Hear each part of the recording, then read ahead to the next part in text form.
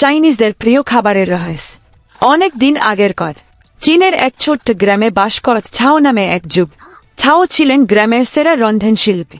তিনি প্রতিদিন নতুন নতুন খাবার তৈরি করতেন, কিন্তু তার মন কখনোই সম্পূর্ণ তৃপ্ত হতো না।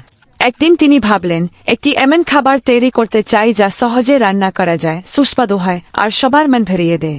সেই ভাবনা থেকেই ঝাও শুরু করলেন পরীক্ষা নিরীক্ষা।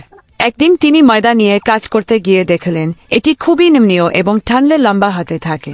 তখন তার মাথায় এক নতুন ধারণা এল। তিনি ময়দার আটা দিয়ে লম্বা সরু পাত তৈরি করলেন। এরপর সেগুলো গরম পানিতে সেদ্ধ করে একটু সস আর সবজি মিশিয়ে পরিবেশন করলেন।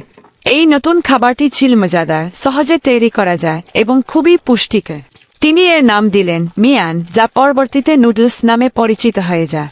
অতীত আছে, সেই সময় চীনে এক বড় দুর্ভিক্ষ দেখা দেয়। মানুষ খাবারের অভাবে দিন কাটাচ্ছে। ছাও তার উদ্ভাবিত নুডলস তৈরি করে গ্রামের মানুষদের মাঝে বিতরণ করতে শুরু করলে।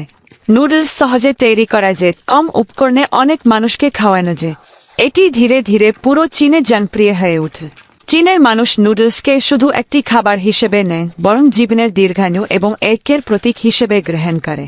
নুডলস যত লম্বা ততই জীবনের দীর্ঘতাকে বোঝা, এমন একটি বিশ্বাস চীনা সংস্কৃতিতে গড়ে ওঠে। সেই থেকে আজ চাইনিজরা নুডলসকে তাদের দৈনন্দিন জীবনের একটি অবিচ্ছেদ্য অংশ মনে করে। এটি শুধু তাদের পছন্দের খাবার নয়, বরং তাদের ঐতিহ্যের একটি অমূল্য অংশ। আর ঝাওয়ের সেই সাদামাটা সৃষ্টির গল্প প্রজন্ম থেকে প্রজন্মে ছড়িয়ে পড়েছে, যা নুডলসকে শুধু একটি খাবার নয়, বরং ভালোবাসার গল্প করে তুলেছে।